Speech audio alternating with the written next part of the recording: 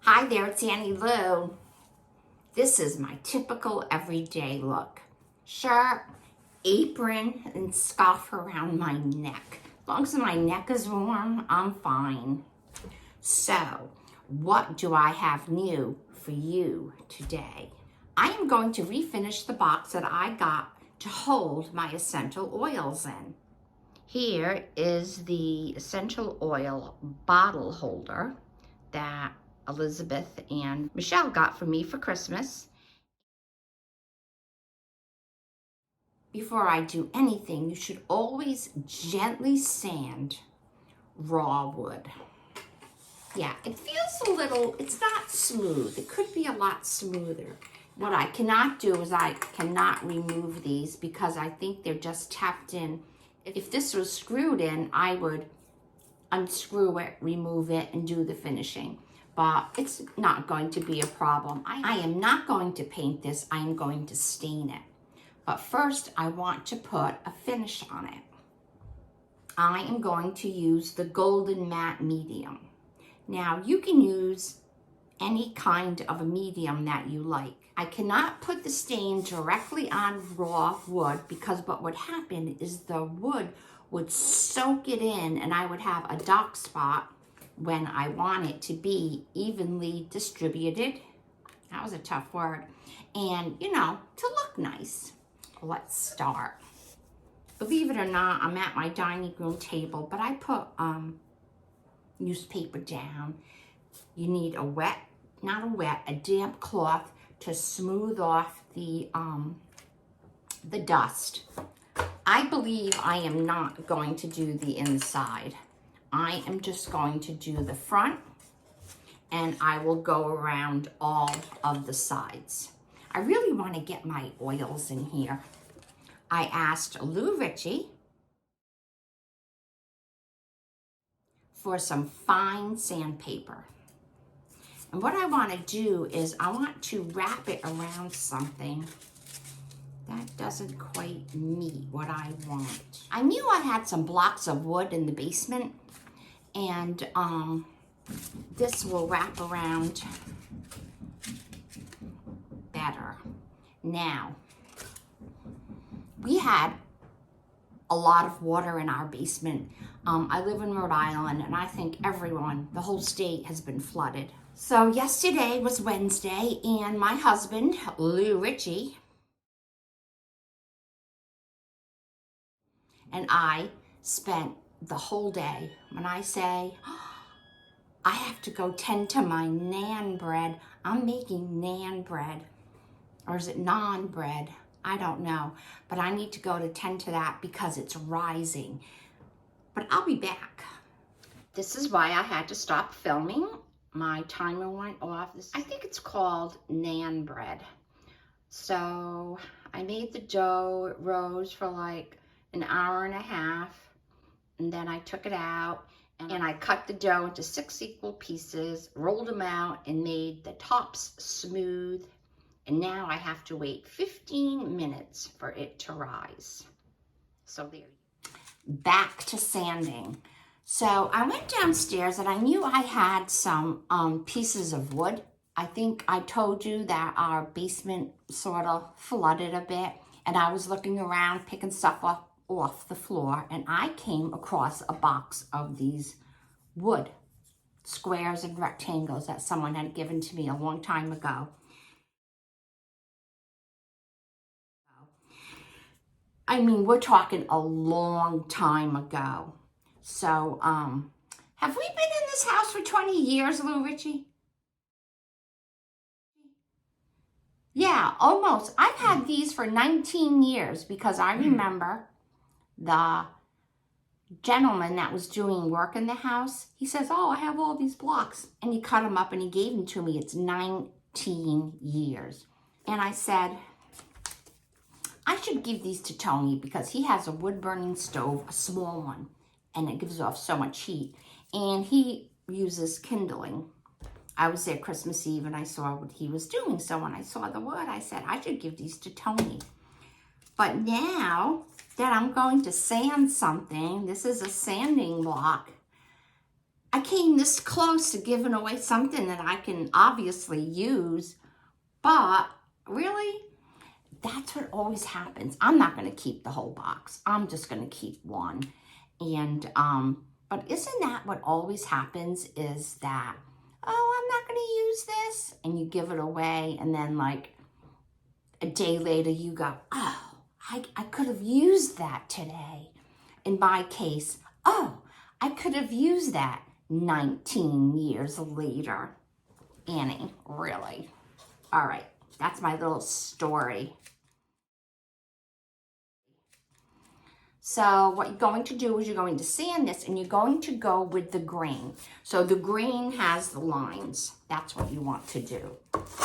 And I just need to give this a light sanding. Now you take your damp cloth and you just wipe that off because you want to get the dust off it. Does feel better. It's smoother.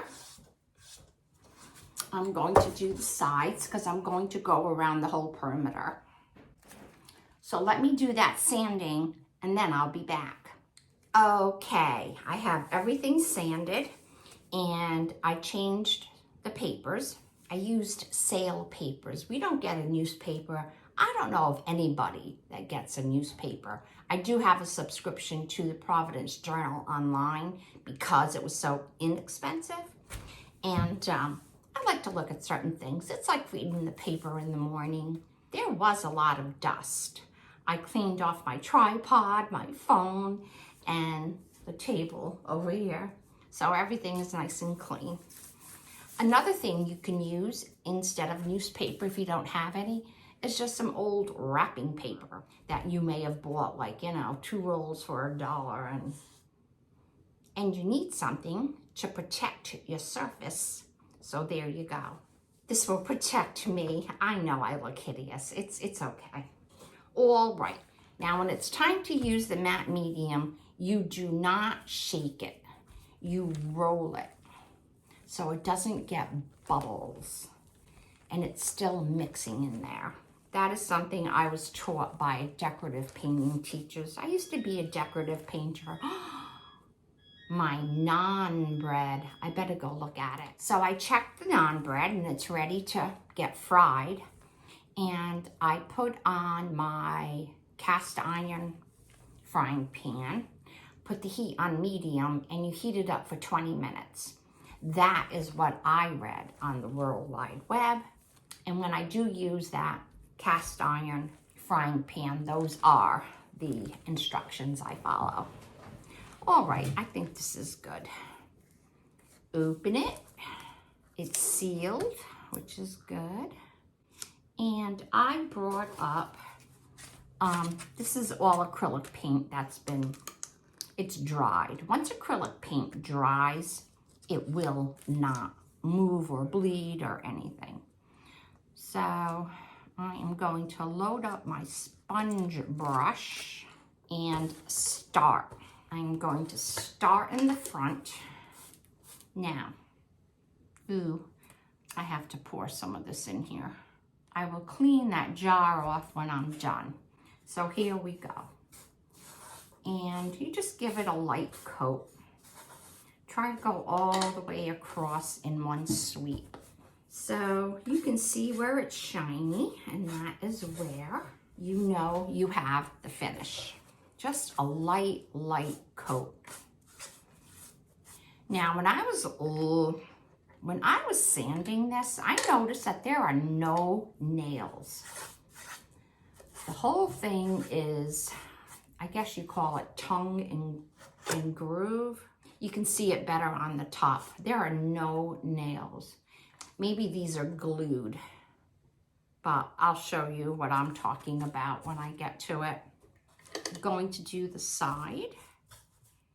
This will not take long to dry at all. Make sure you look at your edges and you just smooth out any buildup that there may be. I am going to do all the drawers and then I'll be back to show you what I mean about the tongue and groove. Can you stand it?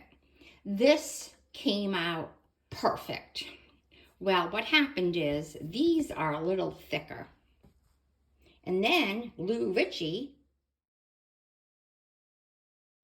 came by and made a suggestion, and I said, go with it.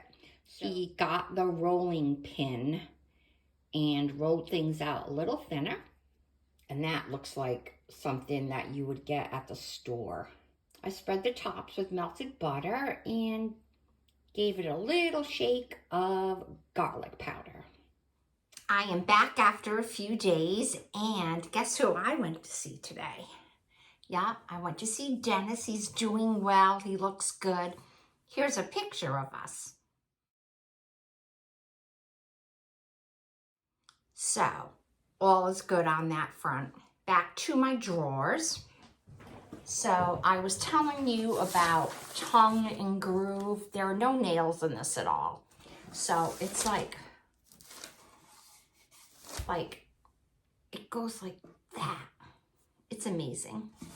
So I did all of the outside of this. I gave it a coat of finish, and the drawers all have a coat of the matte medium, and it dried, and then I gently sanded them, and they feel nice, very nice.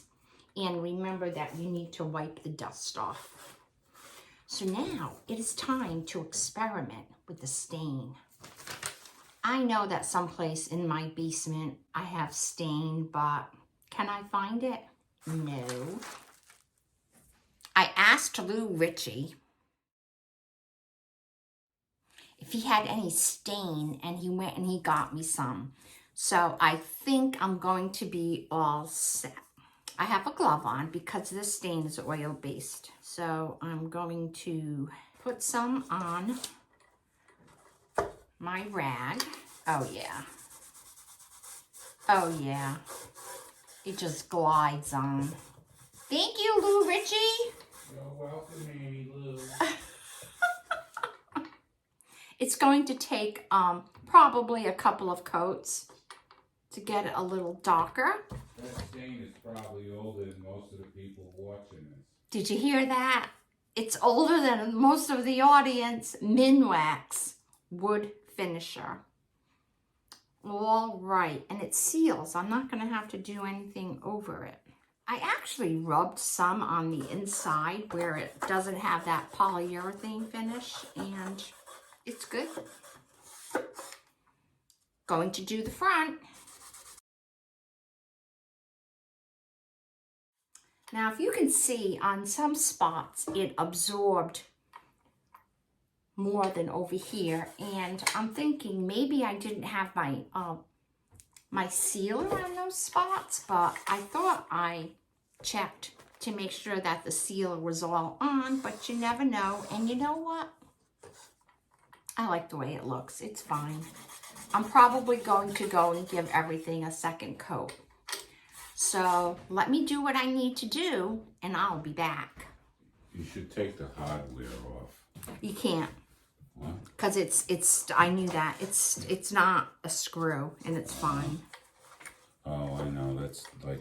It's pressed in, or there is a little screw, but I don't want to mess with it because it doesn't interfere with anything. There's 3 screws, eh? Oh, yeah. They must be really minute because it doesn't come out the other side. Right. So it's fine.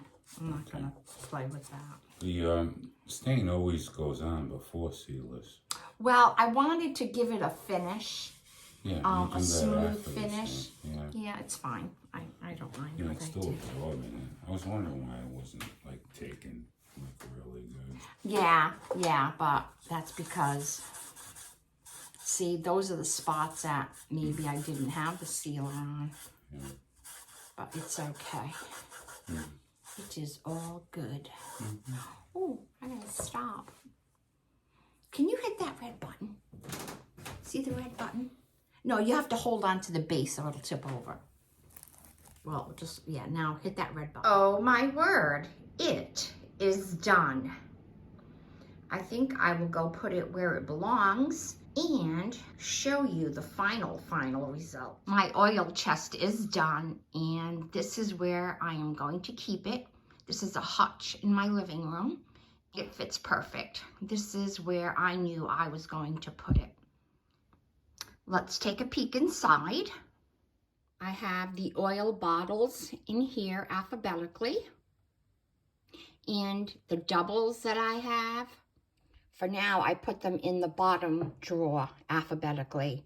But I have another tray of oils to put in here. And all in all, I am very happy with this.